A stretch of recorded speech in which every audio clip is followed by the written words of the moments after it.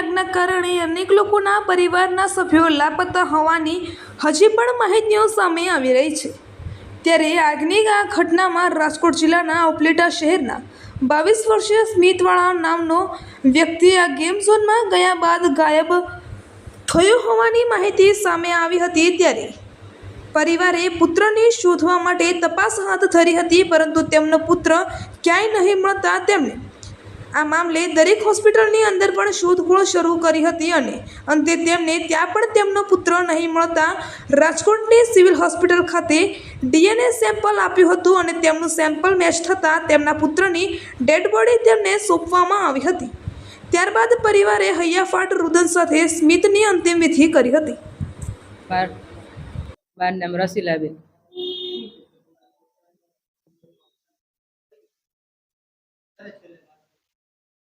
અમારે છેલ્લે શનિવારે 5 વાગે અમે ફોન કર્યો ને તો 5 વાગે સ્વિચ ઓફ ફોન આવતો હતો એનો।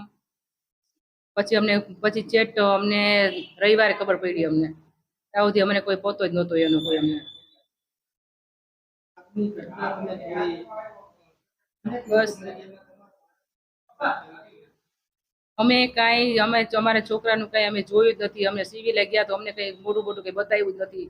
અમને ખાલી પેક કરીને જ દીધું છે કે આ બસ તમારી બોડી આવી ગઈ છે, લઈ જાઓ એમ। જે કાંઈ થયું એ આ સરકારને આવું ધ્યાન રાખવું જોઈએ। આટલી બધી હદ સુધી આટલી બેદરકારી ન રાખવી જોઈએ સરકાર લોકોને એમ। આટલા માસૂમ છોકરા જે વહી ગયા છે ને એ ન થવું જોઈએ એમ। બસ કાંઈ નહીં, એને સજા દ્યો, સરકારે એને આખરી સજા દ્યો। જે અમારું તો હતું એ તો વહી ગયું, અમને તો કઈ લાભ નથી થવાનો કોઈ જે કઈ થાય એમાં। બીજા જે પાછળનું જે છે ને એ વ્યક્તિને ન્યાય મળે એમ।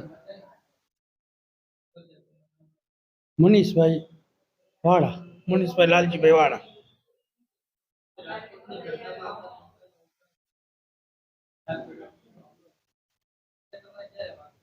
છેલ્લે અમારે શનિવારે 5:30 વાત થઈ હતી, 5:15 વાત થઈ। 5:20 એને સ્ટેટસ મૂક્યું અને 5:30 સમાચાર આવવા માંડ્યા એટલે પાછો મોબાઈલ કર્યો ને તો મોબાઈલ રિંગ જતી તો ઉપાડતો નહોતો, પણ 6 વાગ્યાથી રિંગ બંધ થઈ ગઈ આવવાની, રિંગ જાતી જ નહોતી, સ્વિચ ઓફ છે 6 વાગ્યાથી એ ચાલુ થઈ ગયું। ખ્યાલ તો અમને આવ્યો નથી। પછી અમે સવારે રાજકોટ વયા ગયા, રાજકોટ ગયા તો અહીંયા કંઈ ખ્યાલ આવતો નહોતો, પણ અહીંયા બપોરે મોટરસાઇકલ લઈ ગયા હતા ને એ મોટરસાઇકલ ત્યાંથી મળ્યું એટલે ખ્યાલ આવી ગયો કે આ અહીંયા જ હતા। રવિવાર બપોરે મોટરસાઇકલ ત્યાં મળ્યું। અમને સવારે 8 વાગે કીધું તો 11 વાગે મુદ્દે આપ્યો અમને। અહીંયા જ અગ્નિ સંસ્કાર અમારે અહીં લેવો તો ના પાડી લોકો, ત્યાં નહીં, અહીં અગ્નિ સંસ્કાર કરી થઈ જાય।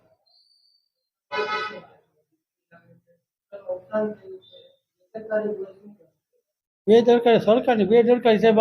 આવા મોરબીમાં થયું, બરોડામાં થયું, હવે અહીંયા થયું। હવે સરકાર ક્યાં કઈ કોઈને પગલાં લે છે? કઈ પગલાં લે છે? અમારી માગણી આ બધા હોય ને એક ફેરે આકરામાં આકરી સજા આપો। મારું નામ સચિન મનીષભાઈ વાડા છે। હું રાજકોટમાં જ હતો। મારો નાનો ભાઈ છે જે ટીઆરપી ઝોન છે તેની અંદર રમવા ગયેલો અને એની સાથે મારા માસીનો છોકરો બી રમવા ગયેલો હતો। એમની જાણ એને મને કરેલી હતી। જ્યારે મને ખબર પડી કે ત્યાં આગ લાગેલી છે તો હું ડાયરેક્ટ ત્યાં જઈને ઘટના સ્થળે દોડેલો હતો। ઘટના સ્થળે ગયો ત્યારે મેં જોયું કે અહીંયા ભીષણ આગ લાગેલી છે અને આગ એટલી હતી કે ત્યારે કંઈ સૂઝ નહોતી પડતી અમને। છતાંય અમે જ્યાં ફાયર બ્રિગેડ જેટલી સ્થળે પહોંચેલા હતા ત્યાં બધાને જઈને હું પૂછતો હતો કે કઈને રેસ્ક્યુ કર્યા છે, કોઈને રેસ્ક્યુ કર્યા છે, કોઈ જવાબ ત્યાં આપેલા નહોતા। અને જે લોકોને બહાર કાઢવામાં આવેલા હતા એમાંથી બી કોઈ લોકો જવાબ આપતા નહોતા। બધાને એટલું જ કહેવામાં આવતું કે ભાઈ સિવિલ હોસ્પિટલમાં તમે જઈને તપાસ કરો, અહીંયા કંઈ છે નહીં। અમુક લોકોને અમે સિવિલ હોસ્પિટલ મોકલેલા છતાંય અમે ત્યાં જઈને જોયેલા કે કોઈ આપણું મળી જાય તો આપણા માટે એક સારું થઈ જાય।